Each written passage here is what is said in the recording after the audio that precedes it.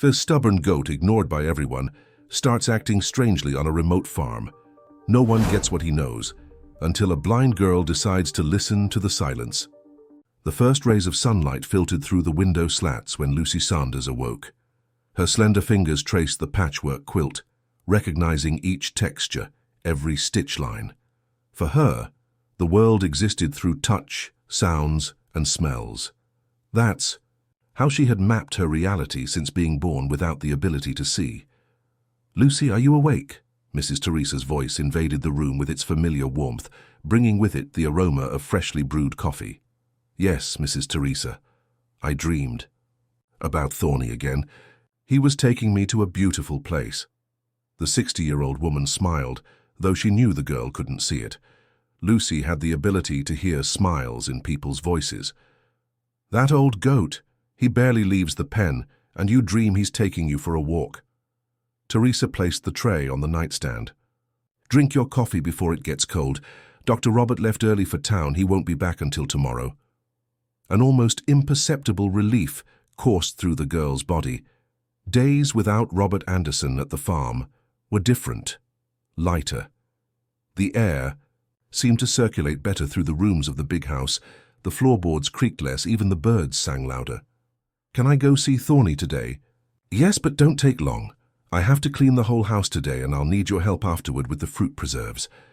Lucy nodded, quickly swallowing her coffee with milk and buttered bread. She dressed herself, as she had learned to do since she was 5. Her practiced fingers identified each piece of clothing by texture: the cotton dress for hot days, the soft socks, the shoes with the buckle on the right side. She descended the stairs, mentally counting each step. 17, always 17. On the porch, she felt the warm October breeze caress her face. The farm in Silver Springs was her entire world, although she knew from Mrs. Teresa's stories that there was much more beyond the barbed wire fence that marked the property's boundaries. The keen smell of damp earth and grass guided Lucy along the path to the pen. Her feet knew every stone, every exposed root. Sometimes she felt as if she could see with the soles of her feet. "Thorny," she called, approaching the wooden fence. A hoarse bleat answered, followed by the unmistakable sound of hooves beating on the ground. The old goat approached, rubbing his muzzle against the girl's outstretched hand. He was a large animal, with coarse hair and twisted horns that Lucy had learned to avoid after some painful encounters in the past. "I brought an apple for you," she whispered, pulling the fruit from her dress pocket. Since she was little, Thorny had been her only constant companion. While Robert kept her isolated from the outside world, the animal seemed to understand her loneliness. She didn't attend school, didn't have friends her age, didn't know what existed beyond the trees that bordered the farm's horizon. Her knowledge came from the few Braille books Teresa had managed to get, from the stories the housekeeper told, and from the rare visits of the town doctor, Dr. Matthew, the only one who seemed genuinely concerned about her well-being. "Miss Lucy!" Logan's voice, the caretaker's son, sounded nearby. "My father sent me to tell you he's fixing the fence." "On the north side today. He said for you not to go in that direction."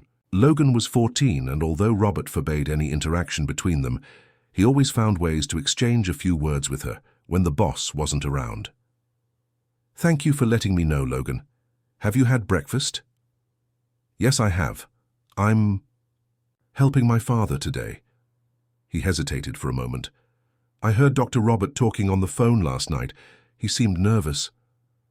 A shiver ran down Lucy's spine. Robert's phone conversations always preceded changes, almost never for the better. If this story interested you, don't forget to subscribe to our channel and hit like. Tell us which city you're watching from. We continue. "What was he saying?" "Logan?" asked Lucy, tucking a lock of brown hair behind her ear. The boy looked around, making sure they were truly alone. "He was talking about documents, about some institution, and he mentioned that she needs to disappear." The words fell like stones in Lucy's stomach. It wasn't the first time she had heard fragments of mysterious conversations. Robert always spoke on the phone late at night, when he thought no one could hear him.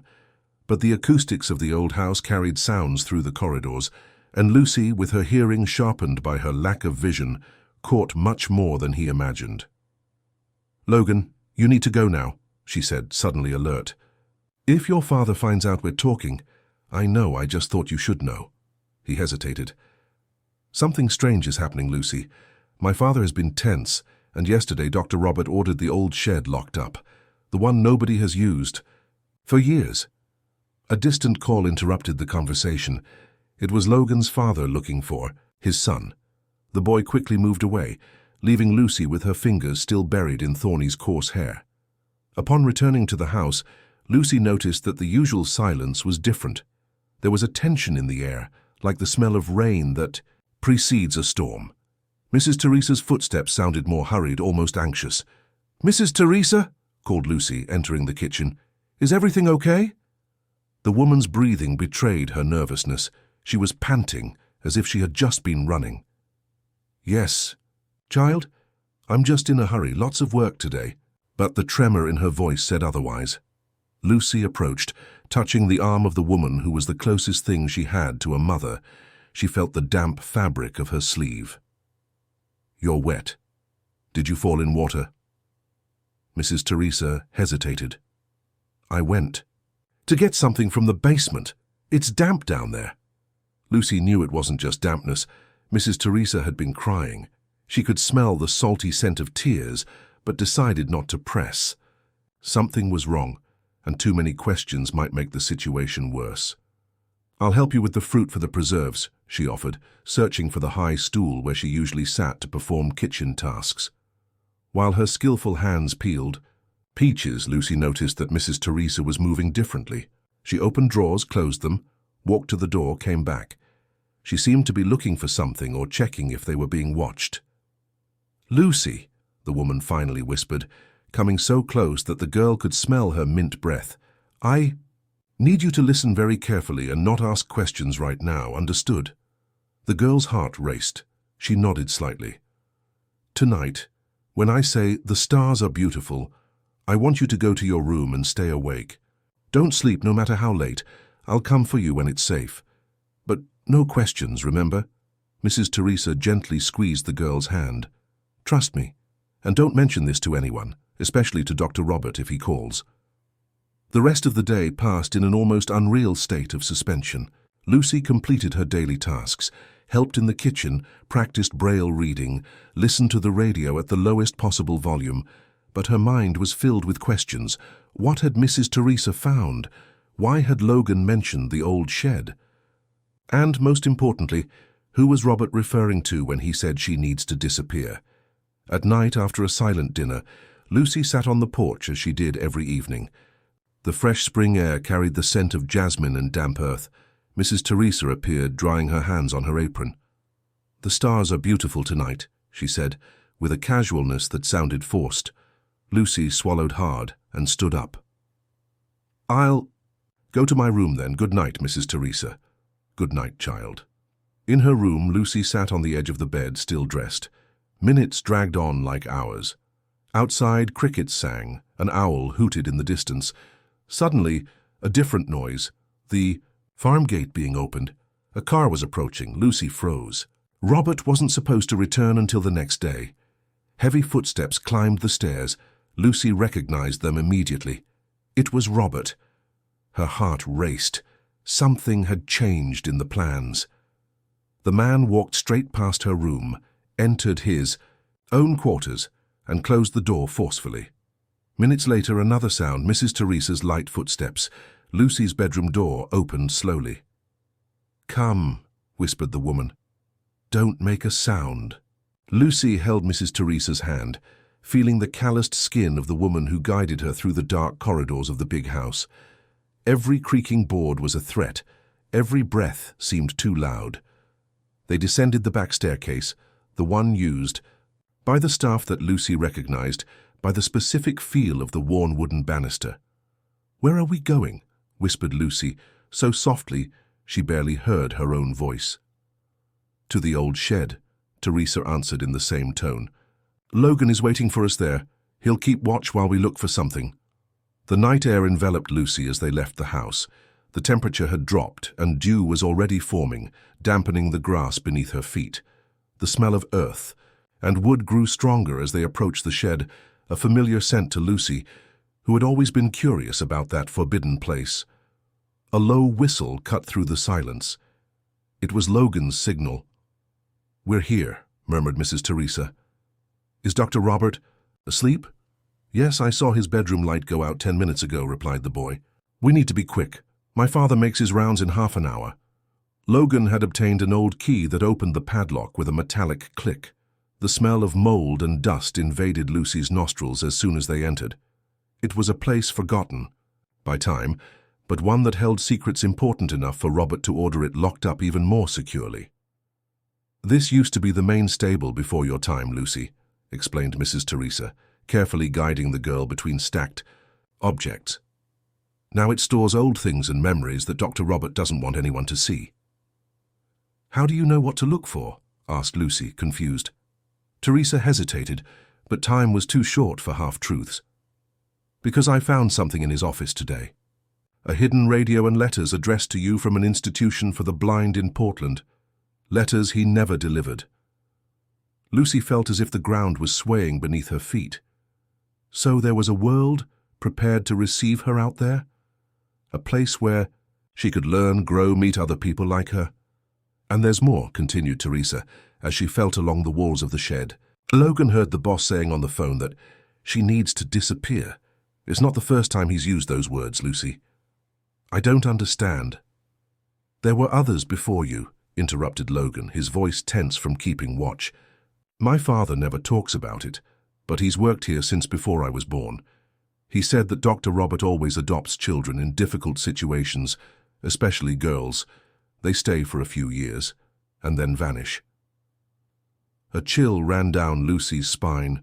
So it wasn't just her impression. There was something deeply wrong at this farm, something that went beyond isolation and strict rules. "Here," exclaimed Mrs. Teresa, her voice muffled as if she were crouching, "in the ceiling between the boards, exactly where Julie said it would be."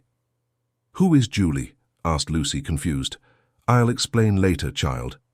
There was the sound of wood being forced, then the rustling of old paper. "I found it!" Teresa's voice vibrated with a mixture of relief and urgency. "Let's get out of here now. Logan, lock everything up the way it was before." They returned to the house with the same caution, but by a different path, avoiding the windows of Robert's room. Instead of going up to Lucy's room, Mrs. Teresa led her to the small room at the back of the kitchen where the housekeeper slept. She carefully closed the door and lit a small lamp, insufficient to illuminate the environment for those who could see, but safe enough not to attract attention. "Lucy, what I'm about to tell you is difficult, but you need to know." Teresa hesitated, choosing her words. "Dr. Robert is not your guardian by chance.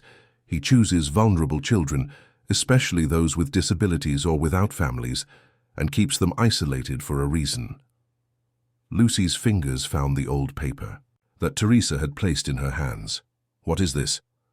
"A letter written by Claire, a young woman who lived here 7 years ago. She managed to escape and left this map and these instructions to help others who might come after. Julie, who worked here until last year, told me about this before she left. She didn't have the courage to check, but I did." Lucy felt her heart hammer against her chest. Her fingers traced the paper, identifying wrinkles and folds, wishing she could read what was written there. "What does the letter say, Mrs. Teresa?" "It says that Robert uses these girls to get money from the government and charity organizations, claiming he provides special care. But the money is never used for that, and when investigations start to get close, he makes them disappear." Teresa's voice broke. "Claire drew a map showing a path through the back of the property, following the creek. That path leads to St. Mary's, where a woman named Marcy Wallace helps girls like you." The dawn arrived with the palpable anxiety that precedes great changes. Lucy couldn't sleep after returning to her room. The revelations of the previous night echoed in her mind, like a nightmare from which she couldn't wake. For the first time, the room she considered her refuge felt like a cell. Sitting on the edge of the bed, her fingers repeatedly traced the quilt, a gesture that always calmed her. But that morning, nothing seemed capable of quieting her racing heart. Outside, the sky was beginning to lighten, birds were starting their morning symphony, and the farm was waking to another day, A day Lucy knew would be different from all the ones before. The sound of Robert's footsteps in the hallway made her stiffen. She recognized the rhythm, the weight, the determination of those steps. They stopped in front of her door. Lucy held her breath. "Lucy, are you awake yet?" Robert's voice sounded strangely gentle, almost artificial. "Yes, Dr. Robert." The door opened. The scent of aftershave lotion invaded the room, a smell that always made Lucy involuntarily contract. "I came to say goodbye. I have an important meeting in Portland and I'll be gone for a few days." He approached, and Lucy felt the mattress give under his weight as he sat down. "Teresa will take care of you as always. I brought something for you." He took Lucy's hand and placed a small object in it, a keychain with a star-shaped pendant. "It's a souvenir from Portland. I thought you'd like to have something from the capital, since you can't go there." Lucy squeezed the metal object, feeling its sharp points. Why did he speak as if it were impossible for her to go to Portland? Now she knew there was an institution for the blind there, that they had contacted her, that Robert had hidden everything from her. "Thank you," she replied softly. "I'll be back on Tuesday. Behave and obey, Teresa." He stood up. "And Lucy—" His voice took on a tone she knew well, the one that preceded severe warnings. "I don't want you walking around the property alone. Understood? Stay in the house." "Yes, sir." When the door closed, Lucy released the breath she hadn't realized she was holding. She heard Robert's footsteps move away down the hall, descend the stairs, and then the car engine starting. Only when the sound of the vehicle disappeared down the road did she allow her shoulders to relax. Minutes later, Mrs. Teresa entered, the room with a breakfast tray. "He's gone," the woman informed, placing the tray on the nightstand. "We need to talk, but not here. The walls have ears, even when he's not around." During breakfast, Teresa acted normally, talking about the weather and the day's tasks, as if the previous night's conversation had never happened. But Lucy noticed the tension in her voice, the way her movements seemed more calculated than usual. After helping to clean up the kitchen, Lucy asked to visit Thorny. Teresa agreed, but insisted on accompanying her. On the way to the pen, far from the house and possible attentive ears, they could finally speak. "We need to act quickly, Lucy. Robert mentioned he'd be gone until Tuesday, but you never know. He sometimes returns early to catch us off guard. What are we going to do? Prepare your escape. We'll follow the map Claire left. The path by the creek leads to a back road that goes to St. Mary's. From there, we'll look for Marcy Wallace." "But how will we survive out there? I've never left the farm. I don't know anything beyond here." Teresa stopped walking and crouched in front of the girl, holding her arms firmly. "Lucy, listen to me carefully. You are much more capable than Robert made you believe. He kept you isolated to control you, to make you totally dependent on him. But there's a world out there that has a place for you. People who can teach you, help you become independent." Lucy nodded, trying to absorb those words. It was hard to imagine a life different from the one she knew. They reached the pen, but Thorny didn't come to meet her as usual. Lucy called, but only silence answered. "He's not here," Teresa noted, concerned. "Maybe he got out when someone opened the gate." A tightness gripped Lucy's chest. Thorny never left the pen of his own will. "Let's look for him," the girl insisted. They spent the morning searching for the goat throughout the property, but there was no sign of him. In the afternoon, dark clouds began forming on the horizon, and the wind picked up, bringing the distinctive smell of rain. "A storm is coming," Teresa warned. "We'd better return to the house." During the night, the storm broke with fury over the farm. Lightning slashed the sky, and the sound of water striking the roof was deafening. Lucy remained awake, worried about Thorny, exposed to that tempest. The next morning, the rain had ceased, leaving the air clean and the earth soaked. Logan appeared in the kitchen while Lucy was having breakfast. "Mrs. Teresa, I found Thorny," he announced, breathless. "Where is he?" asked Lucy, jumping up. "At the property line near the broken fence, but there's something wrong with him." If this story interested you, don't forget to subscribe to our channel and hit like. Tell us which city you're watching from. We continue. What happened to him? Lucy's voice trembled as her fingers gripped the edge of the table. Logan hesitated, choosing his words. He's hurt. There's a rope tied around his neck, and it looks like someone... The boy paused, looking at Mrs. Teresa, seeking guidance. Tell her the truth, Logan, Teresa encouraged, placing her hand on Lucy's shoulder. It looks like someone beat him. There are marks on his back and he's different, more nervous. Lucy stood up, determined. I need to see him. Take me to him. The path to the property line never seemed so long.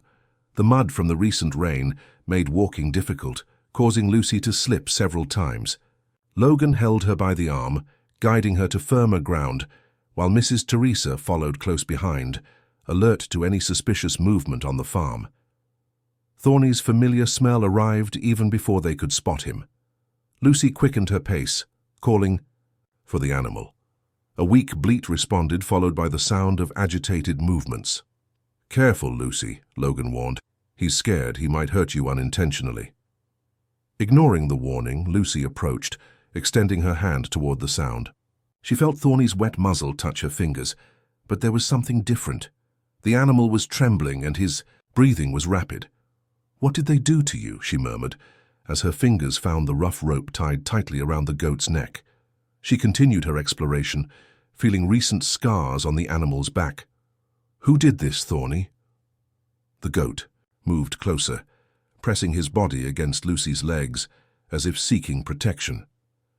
We need to remove that rope, said Mrs. Teresa, approaching carefully. Logan, do you have a knife? The boy nodded, taking a small pocket knife from his pocket. With precise movements, he cut the rope, freeing the animal from that improvised collar. Who would do this? Asked Lucy, stroking Thorny's head. I have my suspicions, Teresa answered, her tone somber. Lucy, I think it was a warning. Maybe Robert discovered something or is suspicious. Or maybe it was Jack, the new foreman, suggested Logan, putting away the knife. He doesn't like animals. The other day I saw him kicking one of the dogs just because it was in his way. Mrs. Teresa shook her head, thoughtful. Either way, we can't waste time. If it was a warning, they'll come after you. Soon, Lucy, we have to move up our plans. What do you mean? Asked the girl, still embracing Thorny. We're escaping tonight. Logan, can you help us? The boy nodded with determination. Of course. What do I need to do? Bring Thorny to the tool shed at nightfall. Nobody looks there. And if you can, get some provisions from the outer pantry without anyone noticing. But Mrs. Teresa, Lucy interrupted, her voice trembling, I don't know if I can do it. What if they catch us? What if we get lost out there? Teresa crouched down at the girl's height. She held her face between calloused hands. Lucy, listen carefully. Fear is natural, but we can't let it paralyze us. You are much stronger than you think, and you won't be alone. I'll be with you every step of the way, and so will Thorny. Thorny bleated softly, as if confirming the woman's words. Lucy gave a sad smile and nodded.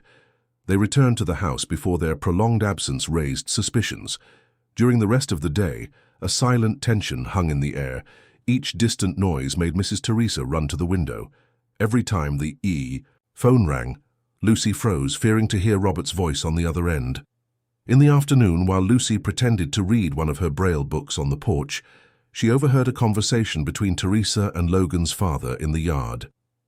Dr. Robert called, the man said, his voice low and concerned. He said he's coming back tomorrow morning, not Tuesday as he'd said. Seems he cancelled some appointments. I understand, replied Teresa, and Lucy could imagine the tense expression on her face.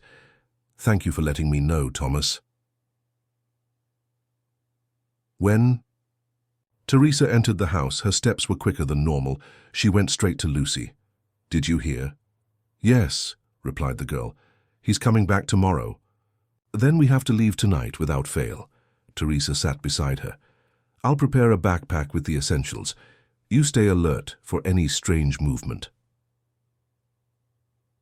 The following hours passed in an anxious torpor.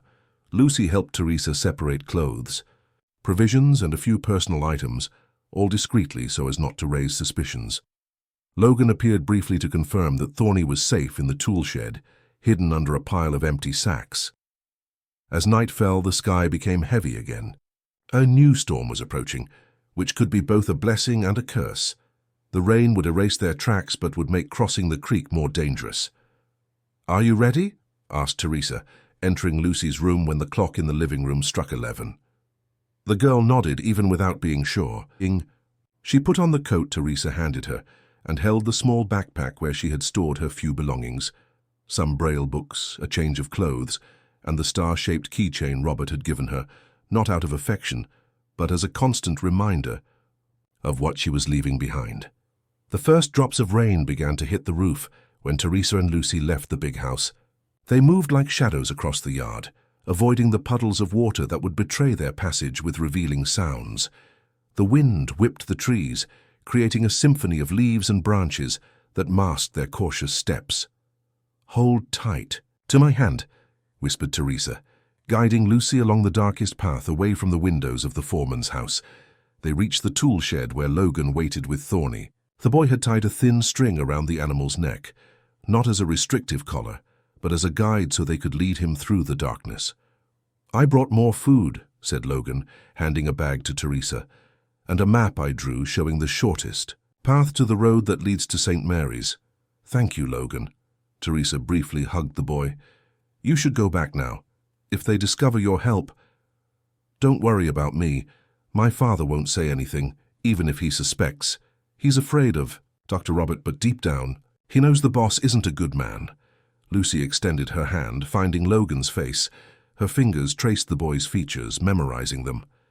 "I'll miss you," she said, her voice breaking. "Me too, Lucy. But you'll be fine. You'll find a better place." The rain intensified and the time for goodbyes was over. Teresa checked the backpack one last time, adjusted the additional bag, and then took Lucy's hand. "Remember the plan," she said to the girl. "We'll follow the back trail to the creek. The fence is damaged exactly where the map indicates. We'll cross there and follow the watercourse until we find the old bridge. From there, it's a 2-hour walk to the road, where the bus to St. Mary's passes." Lucy nodded, swallowing the fear that threatened to paralyze her. She crouched to pet Thorny, seeking comfort in the familiar touch. "Will he follow us?" she asked, worried.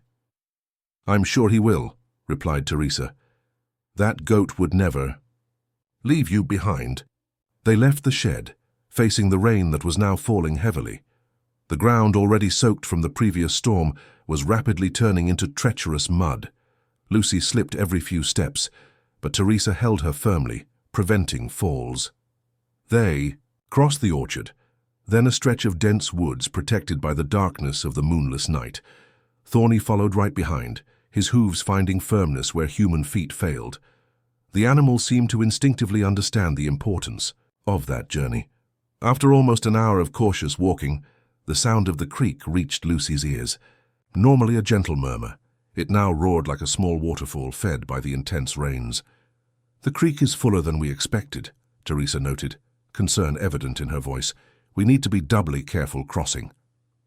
They found the damaged fence, exactly where the map indicated.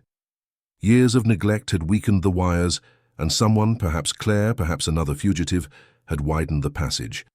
Teresa helped Lucy cross, then called Thorny, who jumped with surprising agility for an animal his age. On the other side of the fence, they were officially outside Robert Anderson's property. Lucy felt a strange mixture of terror and freedom. She had never been beyond those limits in her memory. "How do you feel?" asked Teresa, squeezing her hand. "Scared, but also alive." Teresa smiled in the darkness. "That's exactly how you should feel." They followed the course of the creek, which served both as a guide and as a natural barrier against possible pursuers. With each step, the current seemed to grow stronger, louder. The narrow path along the bank became increasingly slippery. "We're almost at the crossing point," Teresa informed after another half-hour of difficult walking. "There's a shallower part with large stones that serve as support to cross." Lucy squeezed the woman's hand harder. The fear of water, especially of unknown currents, tightened her chest. How could she cross what she couldn't see? "I don't know if I can, Mrs. Teresa." "You can, child. I'll be with you every step. I'll describe everything, guide your feet." They reached the crossing point, but the situation was worse than Teresa had imagined. The continuous rain had significantly raised the water level, and what should have been a shallow stretch with exposed stones was now a furious current that partially covered the passages. "We need to find another place," Teresa murmured, looking upstream and downstream. At that moment, a distant noise made all three freeze. Car headlights briefly illuminated the darkness, followed by the unmistakable sound of an engine being turned off. "Someone has arrived at the farm," Teresa whispered, panic transparent in her voice. "It could be Robert returning early." "What are we going to do?" asked Lucy, trembling not just from cold but from fear. Teresa looked at the turbulent creek, then at the path they had come from, quickly calculating the chances. "We have to cross right here. There's no time to look for another place." Teresa entered the water first, testing the current's strength with cautious steps. The freezing water reached her knees, but the woman maintained her balance, supporting herself on submerged stones. She knew from previous crossings. "I'll guide you, Lucy. One step at a time," she said, extending her hand to the girl. "The water is cold, but it's not deep here. Hold tight." Lucy took a deep breath and took the first step. The icy water sent a shock through her legs, making her gasp. The current pulled at her feet with surprising strength, as if hundreds of invisible hands were trying to drag her away. "That's it, child. Very good," Teresa encouraged. "Now to your right there's a big stone. Put your foot there." Carefully, Lucy obeyed, finding some stability on the submerged stone. Behind them, Thorny watched from the bank, uneasy, bleating softly as if protesting against the idea. "We're halfway across," Teresa informed, guiding Lucy to another stone. "Everything will be fine." It was at that moment that the sound of distant voices reached them, followed by the barking of dogs. Teresa froze, looking back. In the darkness of the rainy night, flashlight beams moved across the property. "They've already noticed we're missing," she murmured, panic growing in her voice. "We need to hurry." Trying to stay calm, Teresa quickened her pace, pulling Lucy with more force than necessary. Haste was the first mistake. The second was underestimating the power of the water after days of intense rain. Stepping on an apparently secure stone, Teresa felt it give way beneath her weight. She lost her balance and slipped, momentarily letting go of Lucy's hand. In seconds, the current carried her several meters downstream before she managed to grab onto a branch hanging over the water. "Mrs. Teresa!" cried Lucy, panic taking over as she realized she was alone in the middle of the creek. "I'm here!" Teresa's voice sounded a few meters ahead. "Don't move, Lucy. I'll come back to you." But it was too late. Disoriented and frightened, Lucy took a step in the wrong direction. Her foot found only water and the current immediately pulled her. In seconds, the girl was swept away, swallowing water as she desperately tried to stay afloat. "Lucy!" Teresa's scream cut through the night, rising above the roar of the water and the distant sound of the dogs. The darkness, which had always been Lucy's reality, now merged with the chaos of the freezing water that enveloped her. She didn't know which way was up or down, couldn't breathe properly. Her hands beat at the water, trying to find something to grab onto, but found only more water. A desperate bleat sounded nearby, followed by the noise of something heavy entering the water. Thorny, the old goat who had always been by her side, had launched himself into the current to reach her. Guided by an almost supernatural instinct, the animal swam forcefully, fighting against the water until he reached where Lucy was struggling. The girl felt something brush against her arm. Coarse, wet hair. With the energy of desperation, she grabbed onto Thorny's neck. The goat, with a strength that seemed impossible for his age, began swimming toward the bank. Not the same one they had come from, but the other, where they would be safe from their pursuers. Teresa, who had managed to get out of the water further downstream, ran along the bank calling Lucy's name. When she saw the silhouette of the goat emerging from the water, with the girl clinging to his neck, she could hardly believe. "Thank God," she exclaimed, running to them. Lucy was coughing violently, expelling the water she had swallowed. She was soaked, trembling from cold and fear, but alive. Teresa embraced her, crying with relief. "I thought I'd lost you, child." "Thorny, he saved me," murmured Lucy between coughs, her fingers still buried in the animal's wet hair. There was no time for long recoveries. The dog's barking was closer, and the flashlight beams were already illuminating the other bank of the creek. Teresa helped Lucy to her feet, and supporting her, they began to move away from the bank, entering the denser vegetation. "We're on the other side," explained Teresa, as they walked as fast as they could. "But they might find a place to cross. Chaitu, we need to reach the road before they catch up to us."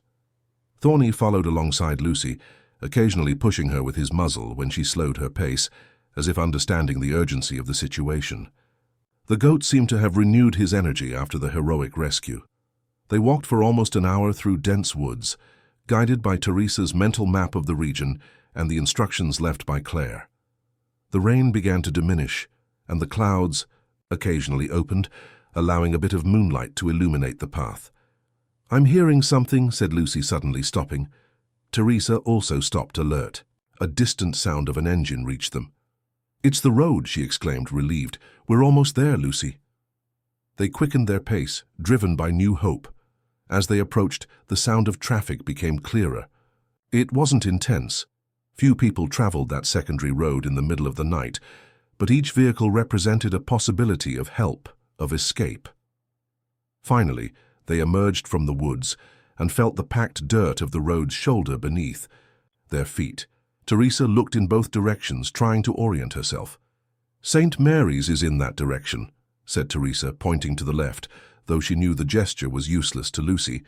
"According to Claire's map, we should find a bus stop about 1 kilometer from here." The two began walking along the edge of the road, Thorny faithfully following beside Lucy. They were soaked, exhausted, and still frightened, but each step took them further from danger and closer to freedom.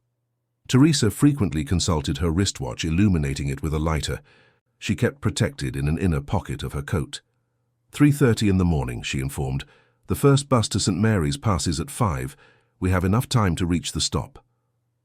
Lucy walked in silence, processing everything that had happened in the last few hours. The discovery of the truth about Robert, the risky escape, the near drowning, the miraculous rescue by Thorny. It seemed too unreal, like the stories Mrs. Teresa used to tell on winter nights. "Mrs. Teresa," she finally called, "what will happen when we reach St. Mary's?" The woman hesitated before answering. "We'll look for Marcy Wallace, as Claire's letter said. She helps girls like you find a safe place." "And what happens to you? And to Thorny?" Teresa squeezed the girl's hand. "Don't worry about me. I obviously can't go back to the farm. Maybe I can find a job in St. Mary's, who knows?" She tried to sound optimistic. "As for Thorny, well, we'll try to keep him with us. He proved to be more than just a simple animal." Lucy smiled for the first time since they left the farm. After another half hour of walking, they found the bus stop, a simple wooden structure by the roadside. Teresa helped Lucy sit on the bench, and Thorny lay down beside them, exhausted but alert. "What if Robert finds us before the bus arrives?" asked Lucy, her voice trembling. "He won't," Teresa answered with a confidence she didn't really feel. "He thinks we're heading to Portland, not to St. Mary's. He's looking in the wrong direction." The following hours passed slowly. The rain stopped completely, and the temperature began to rise with the approach of dawn. Teresa used this time to wring out their wet clothes, try to dry Lucy's hair, and reorganize the little they managed to save from their soaked backpacks. At 5 o'clock sharp, they heard the distant sound of a bus engine. Teresa stood up, taking Lucy's hand. "That's ours," she said excitedly. "When it stops, I'll talk to the driver about Thorny. We'll need to convince him to let the goat board." To their surprise, the driver was an elderly gentleman who, after hearing the partial story Teresa told about an accident at the farm and the urgent need to reach the city, not only allowed them to board, but also turned a blind eye to Thorny. "The animal can go in the aisle, just keep him quiet," he said with an understanding smile. The bus was almost empty at that hour of the morning, just a few rural workers dozing in the back seats. Lucy, Teresa, and Thorny settled into the front seats, and soon the vehicle resumed its journey. As the bus advanced down the road, the first rays of sun began to color the sky. Teresa described the dawn to Lucy, the gradual tinting of the horizon, the orange clouds, the golden light that bathed the fields. The girl listened attentively, creating mental images of that world she had never been able to see. but which now, finally, she could explore. 2 hours later, they arrived in St. Mary's. The city was waking to another day, with the typical movement of a small urban center in the American heartland. Merchants opening their shops, students on their way to school, the aroma of fresh bread from bakeries. For Lucy, it was an entirely new universe. The sounds, the smells, the textures, everything was different from the isolated farm where she had grown up. The noise of traffic, the simultaneous conversations of passers-by, the diversity of aromas, that mixed in the urban air, coffee, diesel, perfumes, food. "It's so noisy," she commented, squeezing Teresa's hand as they walked along the sidewalk, Thorny obediently following alongside. "Yes, it's a small city, but much busier than the farm. You'll get used to it." Following the instructions in Claire's letter, they headed to a residential neighborhood where Marcy Wallace supposedly lived. They found the house without difficulty, a simple 2-story building with a small garden in front. Teresa hesitated before knocking on the door. What if Marcy no longer lived there? What if the letter was outdated? But there was no alternative. She took a deep breath and knocked 3 times. After a few moments, the door opened. A middle-aged woman with grey hair tied in a bun looked at them with a curious expression, which quickly transformed into understanding when she noticed Lucy, Teresa, and the goat that accompanied them. "You came from the Anderson farm," she said, not as a question but as a statement. Teresa nodded, surprised. "How did you know?" The woman opened the door wider, inviting them in. "You're not the first to arrive here like this. Come in. You're safe now." The house inside was welcoming and organized. In the living room, Marcy offered them dry towels, clean clothes, and a hot breakfast. While they ate, she explained that she worked with a network that protected children and women in vulnerable situations. She had met Claire years ago and, since then, had helped 3 other girls who had escaped. From Robert's farm. "You're not the first, but I hope you'll be the last," she said as she poured more coffee. "I've been gathering evidence against Robert Anderson for years. With your testimony, we can finally take the case to the proper authorities." Marcy's words lit a flame of hope in Lucy. For the first time, she understood that she wasn't alone, that others had gone through the same as her, and more importantly, that Robert could finally face the consequences of his actions. In the days that followed, Lucy began to discover a world she had never imagined. Marcy introduced her to an institution for people with visual impairments, where the girl met other blind children and began to learn techniques and skills that were never offered to her on the farm. Teresa found a job as a housekeeper at a local inn, and Thorny was welcomed at a small farm on the outskirts of the city, where Lucy could visit him frequently. The old goat, the unexpected hero of that journey, now had a verdant pasture to graze and other animals for company. As for Robert Anderson, the empire he had built began to crumble. The allegations, combined with the testimonies of the girls, who managed to escape, resulted in investigations that exposed his crimes. His prestige and influence were not enough to contain the wave of revelations. On a Sunday afternoon, sitting in the garden of the shelter where she now lived, Lucy listened to the birds singing while her fingers traced the pages of a new Braille book. Teresa, who visited whenever she could, sat beside her. "What are you thinking about, child?" asked the woman, noticing the serene smile on Lucy's face. "I'm thinking about how strange it is," replied the girl, closing the book. "I spent so much time afraid, thinking the world out there was scary and dangerous, as Robert made me believe. But the truth is that my prison was the truly dangerous place, and freedom was what I needed most."